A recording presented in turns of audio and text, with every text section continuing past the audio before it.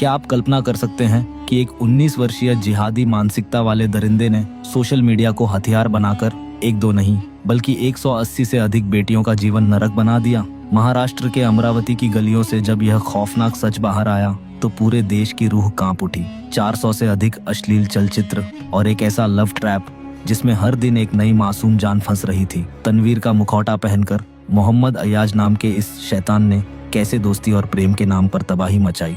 आज की यह विशेष रिपोर्ट उस अपराधी की है जिसने मोबाइल फोन के जरिए 180 घरों की मर्यादा को तार तार कर दिया। आज हम परत दर परत खोलेंगे अमरावती के उस 180 गर्ल्स केस की सच्चाई जो आपके भीतर के क्रोध को जगाने के लिए पर्याप्त है।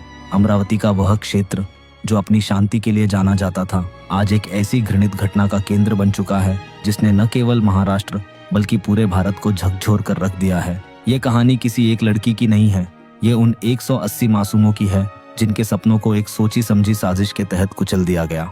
मोहम्मद अयाज, जिसे स्थानीय लोग तनवीर के नाम से जानते थे, उसने डिजिटल दुनिया का इस्तेमाल करके एक ऐसा काला साम्राज्य खड़ा किया जिसकी कल्पना करना भी मुश्किल है। मोहम्मद अयाज, जिसकी उम्र मात्र 19 वर्ष है, लेकिन उसके कुकृत्यों की गहराई किसी नरपिशाच से कम नहीं है। वह अमरावती के प्रतवाड़ा का निवासी है। एक साधारण से दिखने वाले इस लड़के के भीतर एक ऐसी कट्टर और विकृत मानसिकता पनप रही थी जिसने उसे एक सीरियल प्रेडेटर बना दिया। उसने समाज के सामने अपनी एक ऐसी छवि बनाई जिससे कोई भी आसानी से भ्रमित हो सकता था। उसने अपनी वास्तविक पहचान को ओझल कर तनवीर नाम का सहारा लिया। यह नाम परिवर्तन आकस्मिक नहीं था बल्कि एक सोची समझी रणनीति थी ताकि वह हिंदू छात्राओं के बीच अपनी पैठ बना सके और उनका विश्वास जीत सके। अयाज ने इंस्टाग्राम और स्नैपचैट जैसे सोशल मीडिया प्लेटफॉर्म्स पर अपनी एक विलासितापूर्ण जीवन शैली का प्रदर्शन किया। वह खुद को एक बेहद संपन्न और प्रभावशाली परिवार का सदस्य बताकर पेश करता था। उसकी प्रोफाइल पर दिखाई देने वाली महंगी घड़ियां, ब्रांडेड कपड़े और लग्जरी गाड़ियों की तस्वीरें केवल दिखावा नहीं थी बल्कि एक सुनियोजित जाल का हिस्सा थी जिसमें वह मासूम लड़कियों को फंसाने की कोशिश करता था।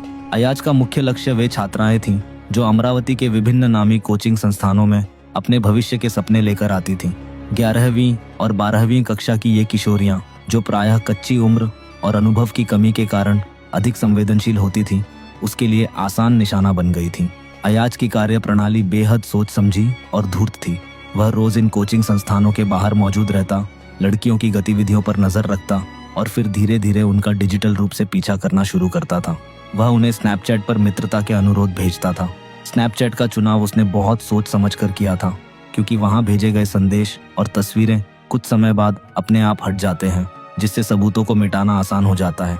वह लड़कियों को यह विश्वास दिलाने की कोशिश करता था कि वह उनका सच्चा साथी है। वह उनसे घंटों सहानुभूति भरी बातें करता, उनके अकेलेपन का फायदा उठाता और धीरे धीरे उन्हें भावनात्मक रूप से प्रभावित करने की कोशिश करता था। बताया जाता है कि उसने एक ही समय में कई लड़कियों से इसी तरह संपर्क बनाए रखा। यह केवल सामान्य बातचीत नहीं थी बल्कि एक सोची समझी और धोखे पर आधारित प्रक्रिया थी जिसमें वह लोगों के भरोसे और भावनाओं का दुरुपयोग करता था। जब लड़कियां अयाज पर पूरी तरह भरोसा करने लगती थीं, तो वह उन्हें घूमने और बेहतर जीवन के सपने दिखाकर मुंबई और पुणे जैसे बड़े शहरों में ले जाने का प्रस्ताव देता था। वह उन्हें यह विश्वास दिलाता था कि वहां उनका एक उज्जवल भविष्य इंतजार कर रहा है। जांच में यह सामने आया कि इन महानगरों में उसने पहले से ही कुछ स्थानों और होटल कमरों की व्यवस्था कर रखी थी। वहां ले जाकर वह उन लड़कियों के साथ गंभीर अपराध करता था। इसके साथ ही उसने गुप्त कैमरों का उपयोग कर उनकी निजी गतिविधियों को रिकॉर्ड करने का भी प्रयास किया।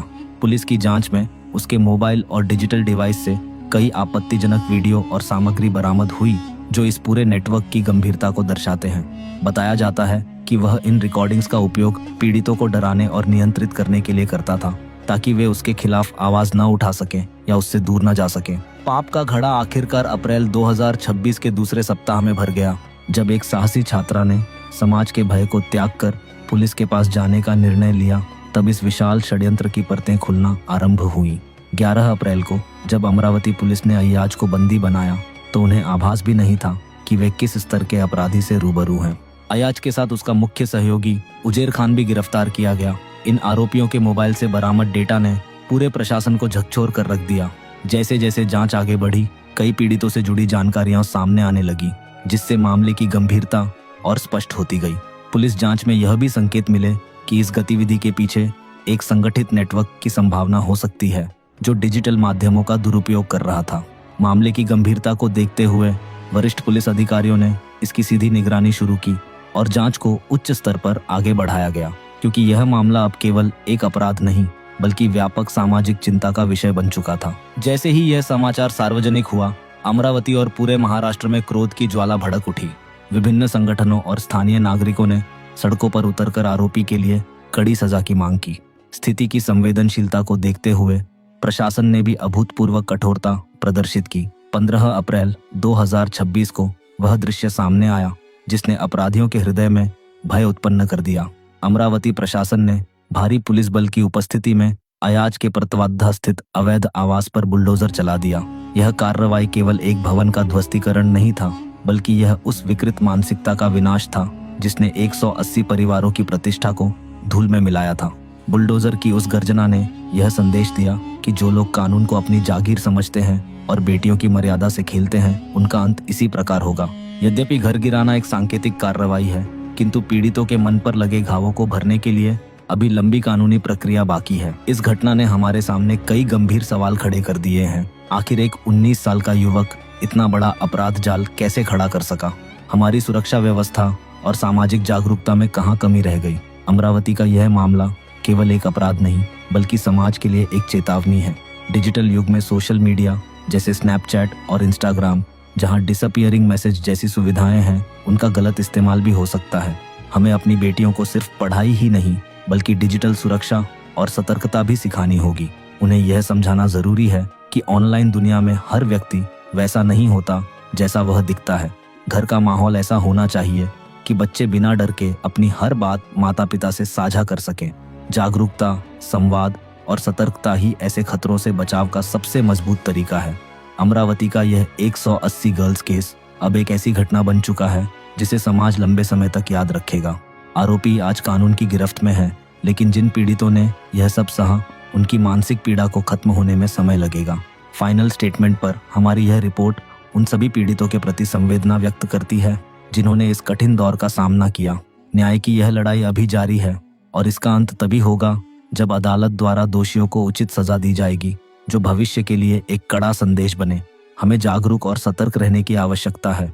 छोटी सी लापरवाही भी ऐसे अपराधों को बढ़ावा दे सकती है। अगर आपके आसपास कोई संदिग्ध गतिविधि दिखाई दे तो चुप न रहें। आपकी आवाज ही सबसे बड़ी सुरक्षा बन सकती है। देखते रहिए, क्योंकि सच को सामने लाना और अन्याय के खिलाफ खड़े होना ही हमारा संकल्प है। जय हिंद, जय भारत।